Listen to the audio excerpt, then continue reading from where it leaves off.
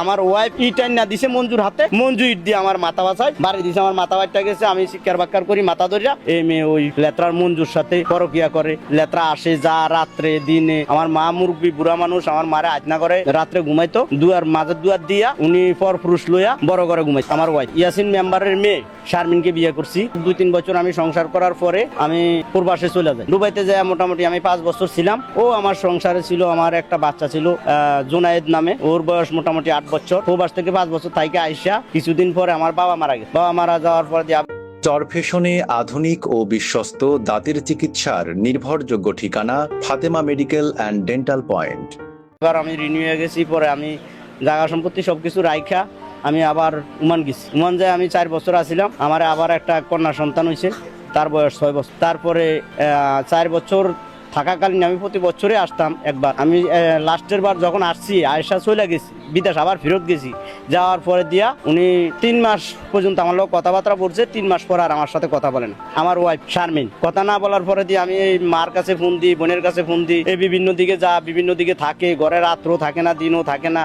আমার মা মুরব্বী বুড়া মানুষ, আমার মারে আজনা করে রাত্রে ঘুমাইতো, দুয়ার মাঝের দুয়ার দিয়া উনি পর পুরুষ লইয়া বড় করে ঘুমাইতো। আমার ওয়াইফ ঘুমানোর পরে দিয়া এই আমি এগুলা সব বিদেশে থাইকা জানতে পারি। ওর দ্বারা ফোন দিই, ও ফোন ধরে না। এই ওর বাবা আমারে জানায়, ওর বাবা মাও আমার উল্টা আরো পরবর্তীতে 7 মাসের মাথায় আমি দেশে আসি। আমি আয়া অ্যাকাউন্ট চেক দিই, অ্যাকাউন্টে আমার প্রায় 10-15 লাখ টাকা ছিল। তো ওই টাকাগুলো নাই, না থাকার পরে দিয়া আমি আর টাকা তো পাই নাই। না পাওয়ার পরে দিয়া ওই ওর বাপরে আমি টাকা দিছি প্রায় 15-20 লাখ টাকার মতো। বাজারে বিটাটা আমার কাছে বিক্রি করছে। এখন শ্বশুরে জমার ব্যাপার, আমি তার কোনো ডকুমেন্টস রাখিনি। ওই টাকাটার জন্য আমি চাপ দিছি পরে মানে মেয়ে আমার বাসার থেকে নিয়ে যা, এই নিয়ে মানে আমার কাছে টাকা দাবি করে। চরফ্যাশনে আধুনিক ও বিশ্বস্ত দাঁতের চিকিৎসার নির্ভরযোগ্য ঠিকানা Fatema medical and dental point. এই আমার লগে যত হামলা মামলা করতে আছে করে, এই সেখান থেকে মেয়ে নিয়ে আমি কয়েকবার বিচার আচার করি, মেয়ে আনছিও আইন না আবার চলে গেছে। এই মেয়ে ওই লেত্রার মঞ্জুর সাথে পরকিয়া করে। লেত্রা আসে যা রাত্রে দিনে, এগুলা এই ঘটনাগুলা মনে করেন আমার বাসার থেকে যখন চলে, আমার বাসার থাকতে আমি প্রবাসে থাকতে করছে, যখন আমি আইসা পড়ছি তখন আবার ওর বাবা আমার কাছে ও চলে গেছে, আর আমার সংসার করবো না। ওর বাবা মা ওরে নিয়ে গেছে, ওই আমার টাকার চাপ দিছি পরে। এই নেওয়ার পরে দিয়া সেখানে রাখছে, এই রাইখা এইভাবে চলাফেরা আসা যাওয়া।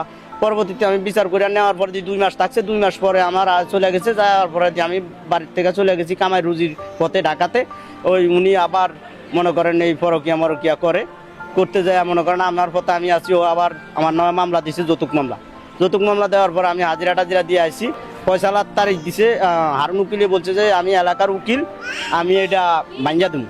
তো মান্না গেছে কোর্টের থেকে, মানার পরে দিয়ে ওরা বসে না বসাবসি করছে একবার করে। হারুন উকিলে বলছে যে আপনারা সবাই কেস মামলাগুলো উঠাইয়া বসবেন, বসা সমাধান হইব। এটা যদি হয় তাহলে আপনারা স্ট্যাম্প করেন, আর নইলে না।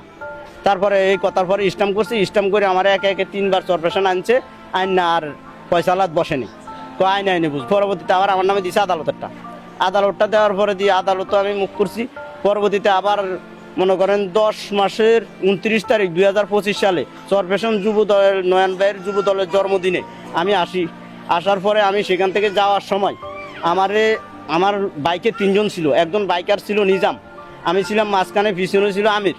এই আমির পিছনের থেকে ওর লগে ওরে নিউজ দিছে, ও মানুষ লেত্রার থেকে ওই নীরব, এরপর দি মঞ্জু, এরপরে দি আরও লোকজন লইয়া সেখানে আমি লেত্রার নতুন ব্রিজটা পার হওয়ার সাথে সাথে মুড্ডার ভিতরে আমার বাইক আটকায় আমার কলার পাশায় ধরছে আমার ওয়াইফ, ধরিয়া পরে দিয়ে ইয়ার ভাই পলাশে ধরছে।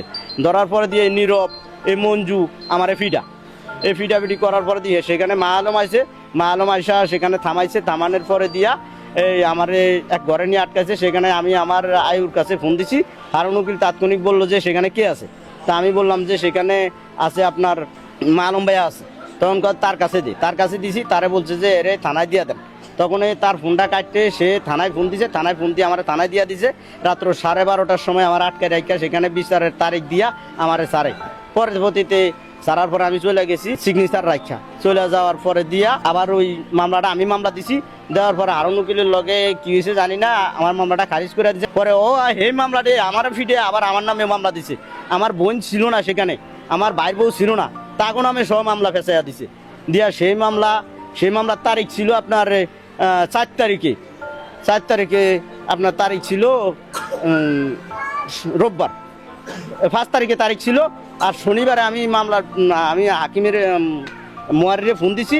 মোয়ারিরে ফোন দেওয়ার পরে মোয়ারি বলছে যে তোমার নতুন মামলা এটা, তুমি বিকাল আয়সা কাগজপাতি দিয়ে যাও। আমি যখন কাগজপাতি দিতে আসছি, আয়সা বিকাল 5টা বাজে, তখন আমি কোর্টের বারান্দায় গেছি। কোর্টের বারান্দায় যাওয়ার পরে দেখি যে আমার ওয়াইফ, আমার ছোট মেয়েটা আর এই মঞ্জু, এই উনির পরকিয়া প্রেমিক মঞ্জু একসাথে বসে রয়েছে। আমার মেয়েটা একটু আলাদা, তো বসে থাকার পরে দিয়া আমার মঞ্জু তাই গিরপুর তুই এগুলো কি আর আইসো? আমি বললি আমার কেস আছে, আমি আইসি, তোর সমস্যা কি, তুই কি আর আইসো? তোর কি কৈফত দিতে মনে? এই কথার পরে আমার কুতাকুতি করে, কুতাকুতির পরে দিয়া ধাক্কা দিছে। ধাক্কা দেওয়ার পরে দিয়া সেখানে ধাক্কি হয়, সিঁড়ির থেকে নিচে নামছি পরে ওখানেও আমার লগে সেখানেও অনেক দাপটি ধাক্কি, আমার কিল ঘুষি লাথি দিছে। দেওয়ার পরে দিয়া আমার ওয়াইফ ইটাই না দিছে মঞ্জুর হাতে, মঞ্জু ইট দিয়ে আমার মাথা বাঁচায় বাড়ি দিছে। আমার মাথা বাচ্চা গেছে, আমি শিক্ষার বাক্কার করি মাথা ধরিয়া। তাৎক্ষণিক চরপেশনের সালাউদ্দিন ভাই যায়া এই মঞ্জুরে ধরছে। এরপরে দি কোর্টের ফিফি, তারপরে দি মোয়ারি, উকিল, আরো অন্য লোকজন, এরা সবাই যায় ধরছে। ধরিয়া কি করছে না করছে আমি আর কইতে পারি না। আমি অসুস্থ অবস্থা, আমার কে যেন একটা লোক আমার নিয়ে আইছে হাসপাতালে। আমি এখন পর্যন্ত হাসপাতালে আছি।